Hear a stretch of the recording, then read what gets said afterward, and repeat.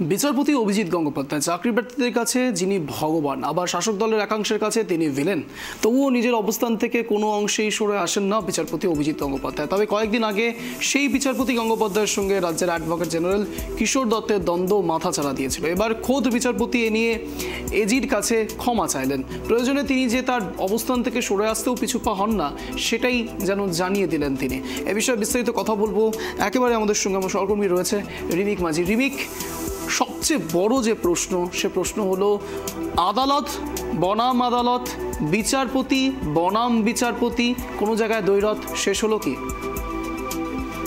দেখো, বিচারপতি বনাম বিচারপতি দ্বৈরথের যে বিষয়টা সেটা কিন্তু আগেই কিন্তু বিচারপতি সৌমেন সেন সেটা কিন্তু তিনি নিজেই বলেছিলেন যেদিনকে তিনি আপার প্রাইমারির মামলা থেকে সরে দাঁড়িয়েছিলেন, এবং তার আগেও যদিও প্রধান বিচারপতি তার এজলাস থেকে সমস্ত আপার প্রাইমারির মামলা সরিয়ে দিয়েছিলেন বিচারপতি চাট্টোপাধ্যায় চক্রবর্তীর এজলাসে, সেদিনকে কিন্তু বিচারপতি সৌমেন সেন বলেছিলেন যে বিচারপতি অভিজিৎ গঙ্গোপাধ্যায় তিনি তার যথেষ্ট শ্রদ্ধা রয়েছে, তাই তিনি অভিজিৎ গঙ্গোপাধ্যায়ের সম্বন্ধে যখন আইনজীবী কল্যাণ বন্দ্যোপাধ্যায় বলতে চেয়েছিলেন তখন তিনি তাকে সামনে দিয়েছিলেন। তাহলে বিচারপতি বনাম বিচারপতির দ্বন্দ্বটা আপাতত কিন্তু হাইকোর্টের মধ্যে বন্ধ, এবং এটা বোঝা গেছে যে ব্যক্তিগত পর্যায়ে বন্ধ।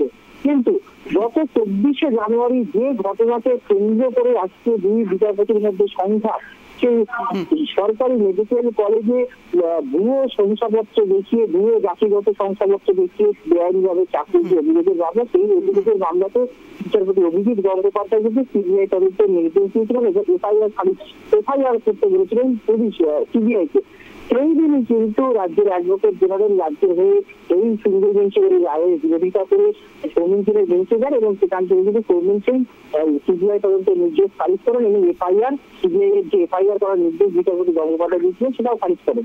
তারপরের দিন পাল্টা অভিজিৎ গঙ্গোপাধ্যায় কিন্তু সৌমেন সেনের বিরুদ্ধে অভিযোগ করেন যে তিনি রাজনৈতিক পক্ষপাত দিচ্ছে, তিনি অভিষেক বন্দ্যোপাধ্যায়ের বিরুদ্ধে যাতে কোনো ব্যবস্থা না হয় তার জন্য বিচারপতি অমৃত সাথী সোমবার এটাকে বলেছেন, এবং সেইখান থেকে কিন্তু বিচারপতি গঙ্গোপাধ্যায়ের সঙ্গে রাজ্যের অ্যাডভোকেট জেনারেল কিশোর দত্তের সংঘাত, এবং সেখানে কিন্তু দেখেছিলাম আমরা কোর্টের এজলাসের মধ্যে দুই পক্ষের মধ্যে অর্থাৎ এজির সঙ্গে বিচারপতি গাঙ্গুলি কিন্তু তুমুল বাদাবিবাদ হয়েছে। বিচারপতি অভিজিৎ গঙ্গোপাধ্যায় এজির উদ্দেশ্যে বলেছিলেন যে আপনি কি করে দ্বিতীয়বারের জন্য অ্যাডভোকেট জেনারেল হয়েছেন, কার পদলেহন করে হয়েছেন, কার দেখাতে কার মাথায় আচার হাত ছিল সে সব আমি জানি। পাল্টা অ্যাডভোকেট জেনারেল কিন্তু বিচারপতি গঙ্গোপাধ্যায়ের উদ্দেশ্যে বলেছিলেন যে আপনি তো শুনছি আপনি বিজেপির হয়ে নির্বাচনে প্রার্থী হবে।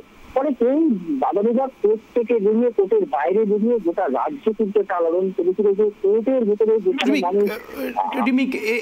এখানে একটা বড় প্রশ্ন। কনস্টিটিউশনের তিনটে বডি, এক প্রকার লেজিসলেটিভ, জুডিশিকশন এবং তার সাথে এক্সিকিউটিভ, এই তিন পোস্টের মধ্যে যদি কোনো কারণে তালমিল একবার কেটে যায় তাহলে মানুষের আইনি ব্যবস্থার ওপরে এক বড়সড় আস্থা থেকে তারা বেরিয়ে যায়। এই জায়গাতে দাঁড়িয়ে এক্সিকিউটিভ এবং জুডিশিকশন এই দুইয়ের মধ্যে কেউ যে দ্বৈরথ ছিল বা দুই মিল করার একটা চেষ্টা, সেই জায়গাটা কি কোনো জায়গাতে এখন একটু ধোঁয়াশা থেকে বেরিয়ে এলো?